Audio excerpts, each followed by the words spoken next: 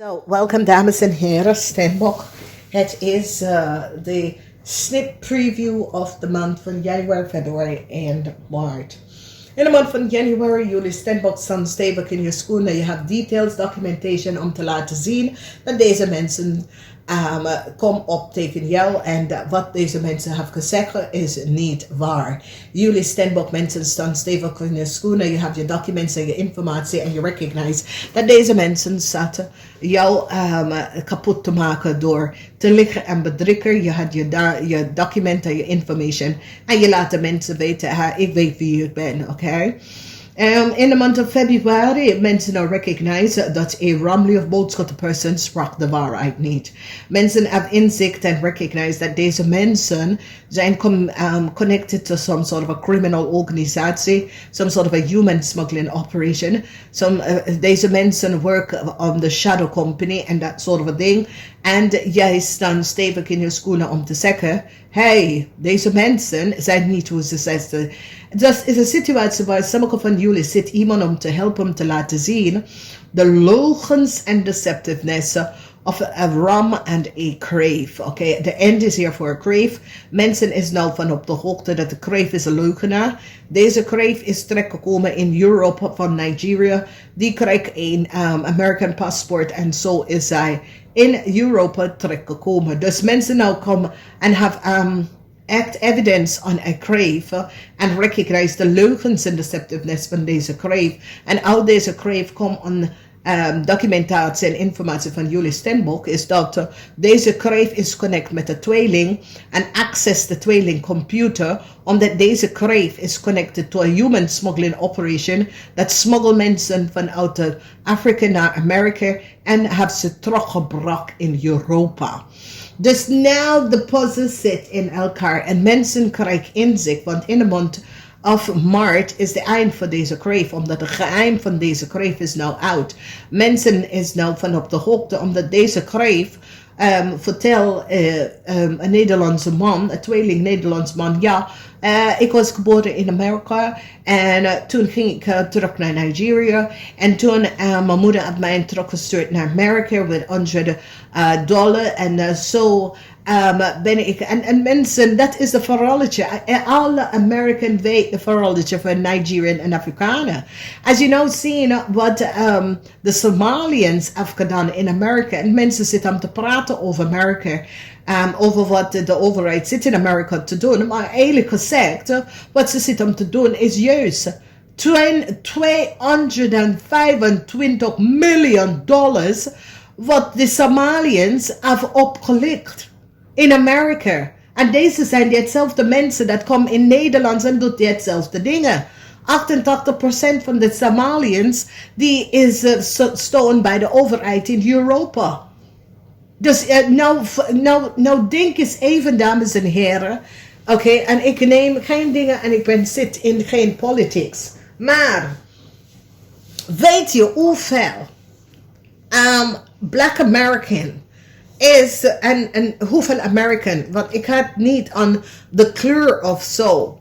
Dat krijgt de EBT. EBT is zo, het is uitkering in Nederlands, oké?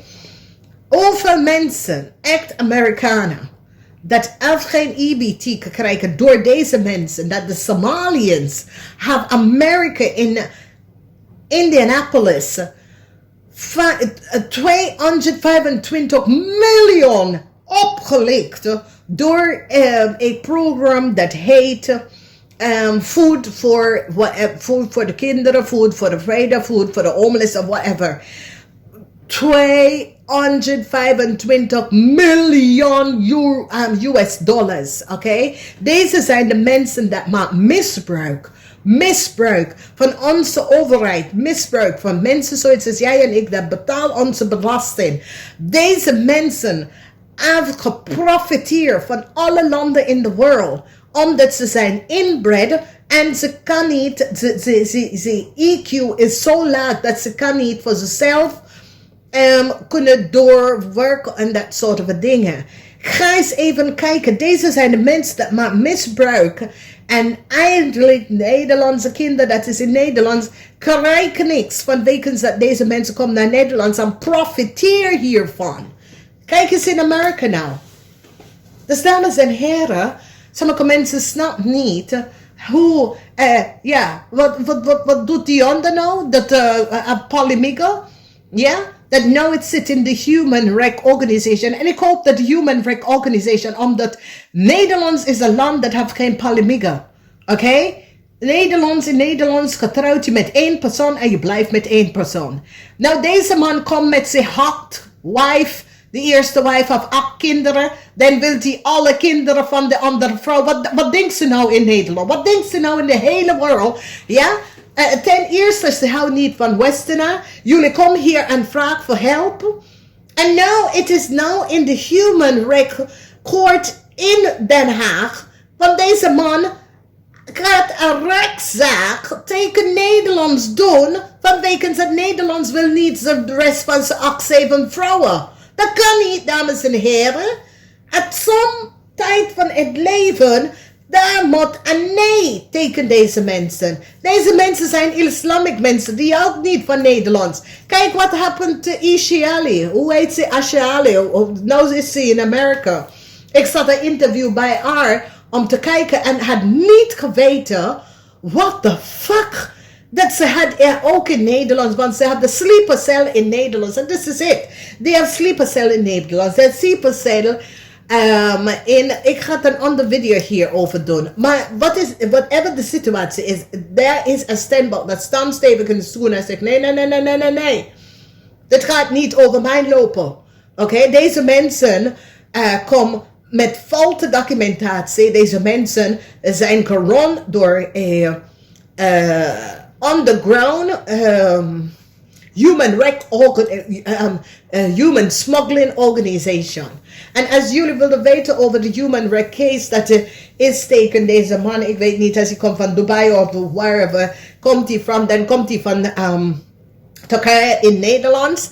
Oké, die hebben hem gevraagd, welke van de vrouw wil je in Nederlands nemen? Hij zegt die met die 8 kinderen. 8 fucking kinderen, dames en heren. 8 kinderen. Hoeveel Nederlandse met kinderen krijgen geld? Hoeveel Nederlandse? Ja, alleen 3 kinderen de laatste keer wat ik heb gehoord. Maar deze man komt met effing 8 kinderen. Het is misbruik. En ik hoop dat de human dingen in Den Haag kunnen heel sec nee tekenen. Als hij kan niet accepteren, dat de motherfucker hebben hoeveel vrouwen en wil allemaal in Nederlands nemen. En Nederlands moet wij moeten echt betalen voor dit allemaal. Dat kan niet normaal. Het is gewoon misbruik wat ze maken van die hele systeem. Dus ik wil weten wat de Human Rights Organization gaat zeggen. Omdat Nederlands is geen polyligam. Oké, het is 1 man, 1 vrouw. These motherfuckers die haat ons, maar toch komen ze hier om even polymiger, ja? Je hebt gevraagd welke van de vrouw. Je neemt de vrouw met 8 kinderen. Hoe de fuck heb 8 kinderen in deze tijd? Dit kan niet. En dan wilt hij de rest van de kinderen van de rest van de vrouwen. Dus je hebt 5 bouten kinderen met de rest van je vrouw. En je wil nou 8 kinderen. Je hebt al 8 kinderen plus een vrouw. En je wil de andere 5 kinderen komen in. Hoe de fuck betalen voor deze mensen? Het is niet normaal, dames en heren. En ik denk dat als we zijn Nederlandse moeten wij staan recht tegen deze dingen. En ik hoop dat de Human Rights Organization zegt ja, we hebben je proberen. En dan probeert hij te aanspannen aan rechtszaak, motherfucker. Met je vrouw je 8 kinderen en dan wil je 5 meer kinderen meenemen. En Nederlandse, jullie moeten echt opstaan. We zijn al Nederlandse, we moeten echt opstaan tegen deze mensen. What the fuck? Ga je hier even polymigen even gaan brengen? En this is it, want ik snap niet in Nederland. Je kan niet laten deze mensen jou gaan bepalen de rekens in Nederland. Wanneer de rekens in Nederland is 1 vrouw en 1 vrouw. 1 man en 1 vrouw. Oké, hij heeft al 8 kinderen. Weet je wie betaalt voor de 8 kinderen? Dan gaat hij een rechtszaak even gaan spannen tegen de Nederlandse staat. Dat wij willen niet de andere 5 kinderen meenemen. Motherfucker, weet je niet, je moet je dik in je piemeltje in je pants even houden. Waarom ga je nou naar Nederlands komen? Blijf eens even fuck waar je bent geboren. Dat is je culture. Ja, kom op Nederlandse. Dit kan we niet doen. Als we laten iedereen zo over ons even gaan stappen, dan die gaat gewoon binnenkomen en zijn eigen rechten en zijn eigen dingen even kan creëren. Dat kan niet. Ze hebben zo dadelijk gevraagd welke van de vrouw wil je meenemen. Hij neemt de vrouw met 8 kinderen. Hoe de fuck zit je 8 kinderen te krijgen? Die heeft geen werk, die komt nooit aan de bak. Dus die leeft af de overheid. En Nederlandse kinderen, dat is hier geboren, krijgen niks. Dit is niet eerlijk. Dit is echt niet eerlijk. Nou, ik zit het op te kijken op dingen. Ik denk, what the fuck? Dit kan niet gebeuren. 8 kinderen, polymaker. Oh, dus jullie houden niet van Nederlands, omdat jullie hebben dingen gewoon, hij heeft recht in zijn eigen land. Ze opmerken, jullie hebben hem gewoon vermoorderd. Hoe heet hij? Hij deed, hij schreef vroeger in de metro. Ja? De man zit gewoon aan zijn fiets, heeft dan zijn de woord bam. Oké?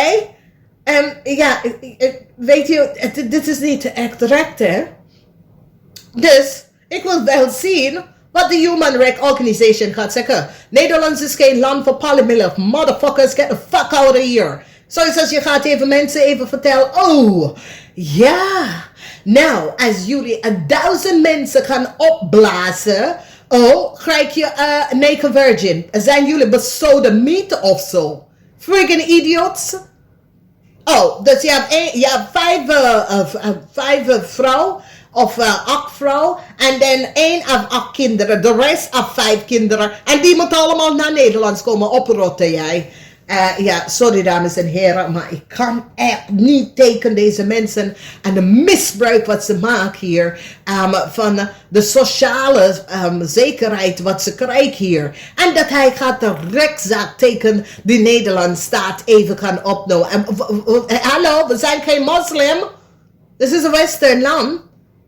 Dames en heren, ga eens even zoeken. Het is tijd dat jullie als Nederlandse, echt Nederlandse, staan op en stem voor deze motherfucker. Want er was ook een interview van Asiali. Want dit was een world dingen. En ik weet niet wat mensen zoeken op Instagram. Maar deze zijn de dingen dat interesseren me op Instagram. Dat kan niet.